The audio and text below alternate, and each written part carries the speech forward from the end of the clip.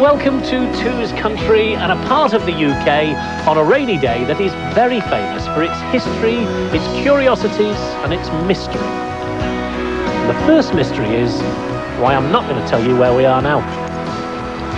Press your button if you like.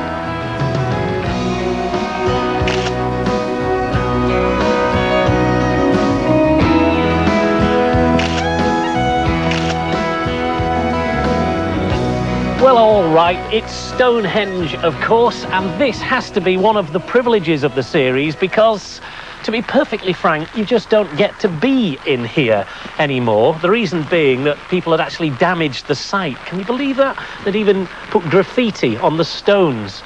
These stones have travelled all the way from Preseli, the ones on the inner circle, in the Welsh mountains, and on the outer circle from about 20 miles away. Now, when you think that they were dragged here 4 or 4,500 years ago, you might wonder how they did it, or how they managed to balance them on top. See this? A mortise and tenon joint. There would be a lump that would go in that, and that was one of the stones that went across onto 2 upright ones. And isn't it horrible getting weather like this in Stonehenge? And on the outside, a mound that is 5,000 years old, and surrounding the whole area, 300 or so burial grounds from the Stone Age period. So this place is incredibly significant. Why? Well, nobody's got the faintest idea, except that if you look through that stone there, that's where the sun rises on Midsummer's Day, and it sets directly behind you. From that, we can only guess. It's a shame, you know, that when people come to Stonehenge, they don't travel the 2 miles to Woodhenge, which actually is a little bit older. It was found in 1925 when aerial photographs revealed an earth mound all the way around it, which is more or less gone thanks to ploughing of the cornfield, and many, many wooden post holes in a circular formation. They filled those holes in with concrete now, and they've guessed that it was some sort of mushroom-shaped building that was here, but it is only a guess, they've no idea. One thing they do know about is that this was the burial place of a 3-year-old child who was sacrificed to the sun, had its head split open and buried, laying towards the sun. Isn't it strange, you know, that whenever we go to a sun temple, it always pours with rain? Spooky. Yeah, you're getting spooked by all sorts of things around here, aren't you? Like ley lines and superstitions, strange powers. Steady, steady. You what? You think it's all something to do with spacemen? Well, actually, we could go looking for some UFOs later. You see, you leave a sun temple and it starts to cheer up. Now look at that! Salisbury Cathedral, started by Richard Poor in 1220. And in fact, the reason why the whole city of Salisbury came about. That's the highest medieval spire in the whole of England, 404 feet. And that cathedral is full of mystery.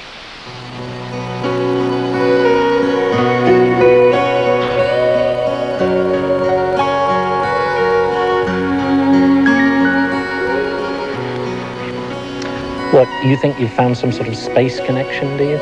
No, E.T. is in fact Elizabeth Talman, daughter of John Talman, buried next to her. I'm told they're hypercaustic tiles, which basically means they're glazed or they've been cooked. But I'm going to show you something unbelievable, which as from tomorrow will be covered up and probably won't be seen again by anyone from our generation. A whole floor of these tiles, which has been fairly recently revealed, is being photographed and monitored at this very moment, and the records will be cherished forevermore. If you look down here, we've got the symbols of the Plantagenet king, the rampant lion and the griffin. These were laid when the cathedral was originally built. Not even Westminster Abbeys got anything as beautiful or as intact as these. Like I say, as from tomorrow, covered up for who knows how long.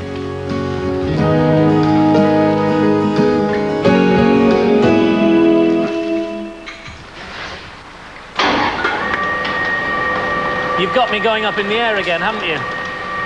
With a hat on. But actually, I suppose it'll be worthwhile because we're going up to see the incredibly intricate work that is going on constantly to restore the cathedral. In fact, the Clerk of Works has been working on this ever since it was built.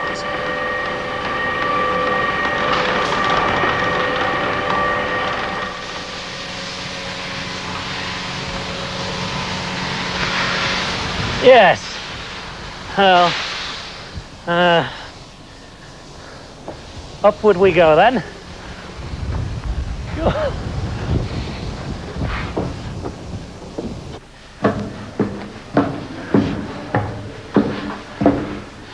You're stooping again then, are you?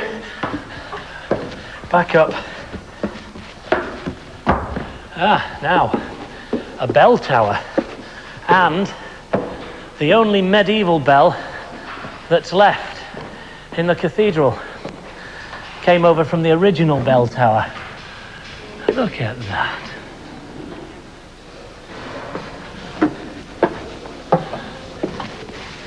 So, up the tower we have come, and now to the spire. In fact, there is a plan of the spire, and there it is above us. Started not too many years after the cathedral, the base of the cathedral was actually built, and they put it up in about 30 odd years. Incredible. And if you want to know how they got stone up here, it's over here. A great big wheel, climb over there, which two men would operate, pulling like this. This is the original wheel, by the way, and this would lift about 10 hundredweight of stone right the way to the top. Incredible condition.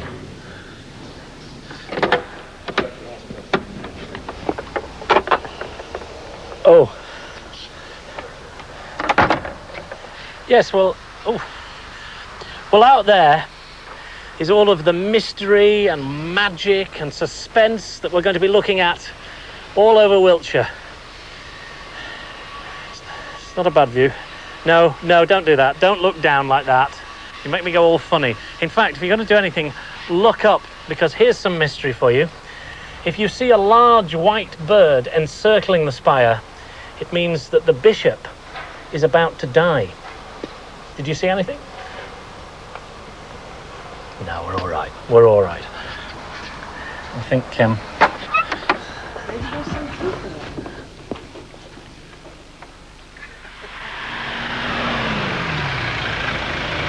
so you know all about Salisbury now, don't you? What about Sarum?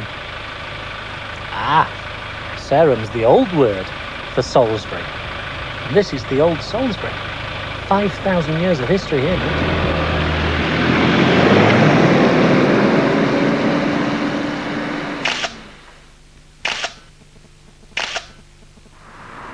And this is what it looks like from the inside. Beyond the cars there is the outer wall, which is also known as the Barbican.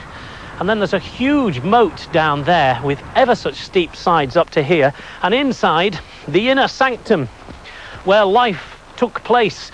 And it was life as well, because this wasn't just a fort. This was a town in itself. We're now going to walk where 30 other generations have walked before us. Because this dates right back. Iron Age man had a fortification on top of this hill. The Romans took it over because it was important for them. It was strategically placed on several roads. The Saxons took it over in 553, and it remained with an important presence thereafter. That's the old well, which actually they only found at the beginning of this century. That's the old palace, which Bishop Roger built. Not long after that, they asked papal permission to go and build another palace. In fact, they went down to Salisbury and built the cathedral. And this used to be a huge, great keep, which was a palace residence from William the Conqueror right the way up to Henry VIII. And I'm just going to ask you about another little mystery here. What do you think that was for?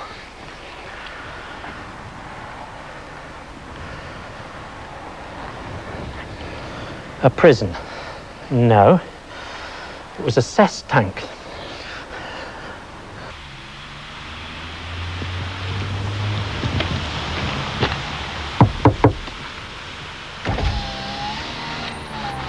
Can I help you? Oh, well, the church... No, the church is actually quite interesting, you're right. St Giles's, which is in Great Wishford, which is just near Stowford. In fact, here... Now, the interesting thing about the church is there.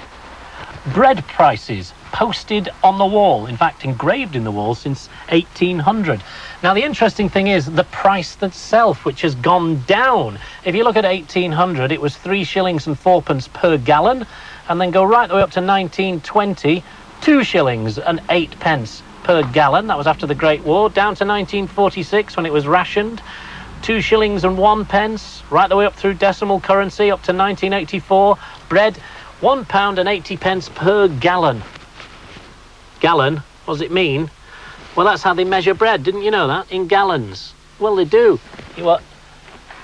You get yours from the supermarket at the same time you get the food for Kitty. Yeah, right. Do you know, you go against the grain. We'll move on to yet more mysteries of Wiltshire. This is Clay Hill, which is just outside Warminster. In fact, it's just here, then I'll tell you about it. I've no idea why it's called Clay Hill, because actually it's an 800-foot chalk outcrop. There used to be an Iron Age fort right on top of this, and King Alfred the Great mustered together his troops on top of here, and the Danes, who at the time owned East Anglia, saw all the troops up here and said, nah, and they went back to East Anglia. It's also, and this is why I brought you, the centre for spotting UFOs. And if you look at the view, which is pretty spectacular in all directions, I guess if there is a UFO, you're going to see one here. They even set up a monitoring station, you know. They reckon it's some sort of magnet to UFO. What are you doing?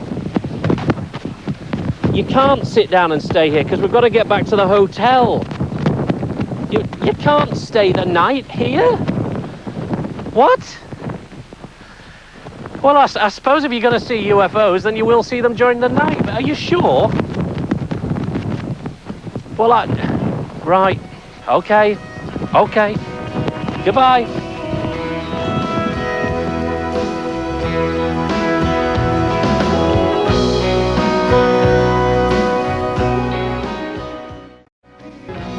So, let me see if I've got this right. You spent the night on the hill. There was a blinding flash, and you woke up this morning with a buzzing in your arm and a sore neck. You reckon you were abducted by aliens. And they wanted to talk to you about Kitty the cat and the new futon you bought last week. Why would aliens want to talk about Kitty the cat and your new futon? Come here. Let me press the replay button.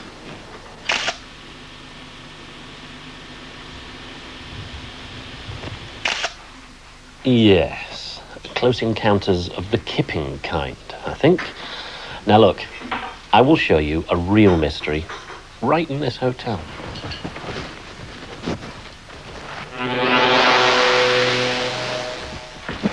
Futon. This is the Rose and Crown Hotel, which is in the Harnham area of Salisbury, just by the cathedral. It's a 13th century coaching house. Now, it has some special rooms. This one, not just because it's named after Sir Edward Heath, who has a long association with the city, but also because it's haunted. Come on in. Come on in. The fireplace here, that's where we'll start. They used to have a big cupboard in front of this fireplace, And during the night, guests complained that all they got was knocking noises from the cupboard. They reckon that someone was trying to get out of the fireplace. Anyway, they moved the cupboard. You're knocking on the wall. They moved the cupboard, and the knockings have actually stopped. So maybe the spirit is free to roam. One thing is true, that they came here and they did an interview for the local radio station. And during the interview within the room, all they got was a noise. When they did the interview outside, it was fine. Back in. When they took it back to the radio station, everything on the tape was fine. No problem at all. Now, is that spooky or what? Me, I'm not bothered. But can you feel something? I mean, you recording all right? Yeah, of course you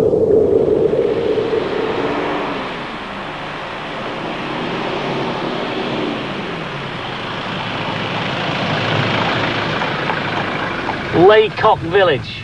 Isn't that beautiful? Show them where it is.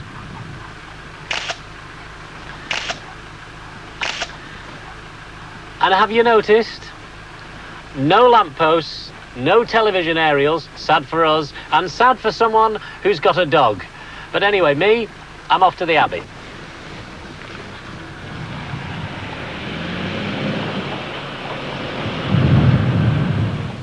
And these are the very famous cloisters within Laycock Abbey. All sorts of things have been filmed here, from, I think it was a Cadbury's drinking chocolate advert, right the way up to Pride and Prejudice. They have film crews coming through here, and not surprisingly, because it's absolutely beautiful. It's also, of course, in this abbey, which was originally built in 1230, and then during Henry VIII's time was given to one of his mates, who was a bit of a rogue, and turned it into a house, stately home, but fortunately didn't knock down most of the church, which is good news. Anyway, it was here in the abbey that William Fox Talbot, in 1800, did the first ever photograph using negative positive images. And he took a photograph of that window. Well, I was reasonably close. That was actually Fox Talbot's birth date, but 1835 was when he did that photograph I was talking about, in August. And the reason I know that is because there's this wonderful exhibition which has just opened tonight within the museum here, and it's got all sorts of little treats in it, like, for example, that is the size of the camera that he used. There's the picture of the window, or a reproduction of it, and he used a little tiny camera like that. And in here is one of the few rare portraits of Talbot himself. And Mike, who's the curator of the museum, is going to get it out for us. Now, this is actually called a daguerreotype, yes? That's right. It's a process of his contemporary in France. With the daguerreotype, unfortunately, you only got one image, and if you wanted 10 pictures, you had to sit 10 times in front of the camera. Whereas his, of course, was a negative, and you could use it, and it developed into everything that we know today. Yeah. Brilliant. And there are only 3, and you've got 2. Yes. I'll let you put it back. Right. Thank you. Now, we're just coming into Avebury. I'll show you where exactly. And this village is remarkable because of stones. If we look up this field first of all, some standing stones there, nothing that. We're going to turn round here into the village. Look at these monsters on this side, enormous, and then round to that side, which is the famous circle of stones. I don't suppose anybody really knows what they're all about, although people have probably tried. Some of the stones have been given modern names and modern interpretations, but they don't seem particularly historic. There's some more big ones over here. It just goes on, and presumably some of these houses have been built over them. Enormous great ones in that field there. Then there's a great big moat and a dike, which you can now see over to the left. Another big stone, and there's the ditch and the dike. And finally we leave the village.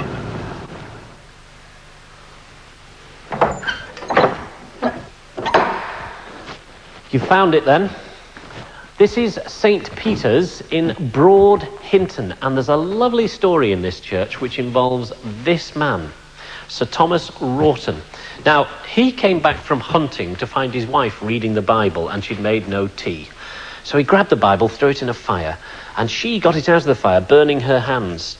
His hands then started to wither away to nothing. And in fact, they had 8 children, and apparently all 8 of the children, 4 boys and 4 girls, had no hands either. And you can see them down the side of the monument. These are the boys here, quite clearly, with no hands, and the girls are further down. Do we believe that story? No, because what would Lady Wroughton be doing making tea anyway? I think she probably had someone to do that for her. So, what do you think this place is then? Yeah, I can tell it's a cinema, obviously, but it's an interesting one, and there's a lot more to it than that. Come on in. John Hall built this. There's a plaque up on the wall, 1470 to 1483. He was the mayor of Salisbury 4 times, and a very successful man, a wool merchant who traded his wool for fine wines and spices, and then sold them in his shop within the town. Extremely wealthy, and I guess he would be pleased to know that his old home is now a 5-screen cinema, and he's making lots of money, just like he did in his day. And you've got some popcorn. Can I have some? Thank you very much. All right. Oh, look, no. You are not watching the whale film again. You've seen it 6 times already, and all you end up doing is crying. You know you do. And anyway, I've got a castle to see. What are you doing? What are you doing? What? Loxley? It is not Loxley Castle. It's nothing to do with What? Kevin Costner, Prince of Thieves, here with that sword? Really? Wow, Kevin Costner used this sword. Yeah. Whoa.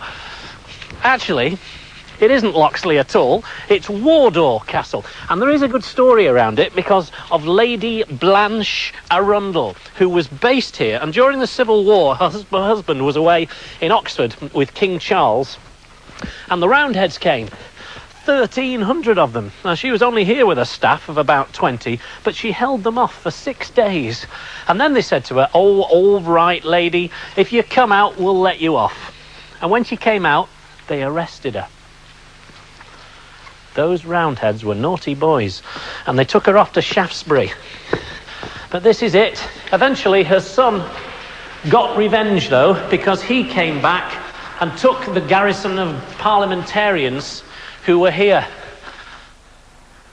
What are you doing? What are you looking for? For ley lines?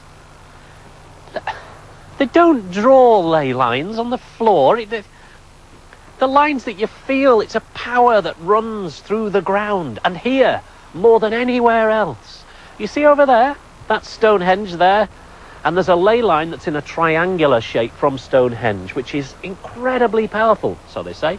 Starts at the avenue there, and it goes over to the old city of Sarum, and then it goes to Groveley Castle.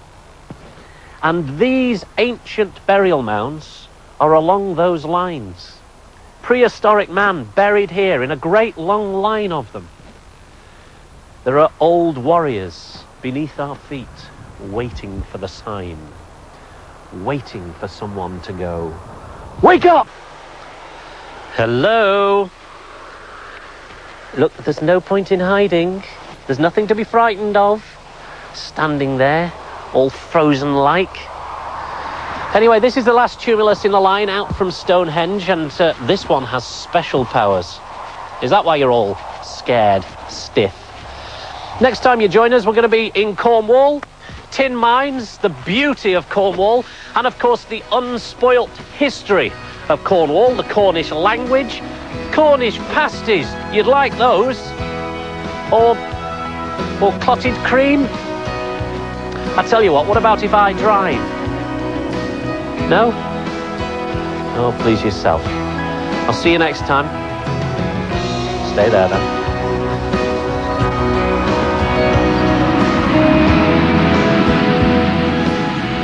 And Tim Grundy's foray into Cornwall begins right after the break.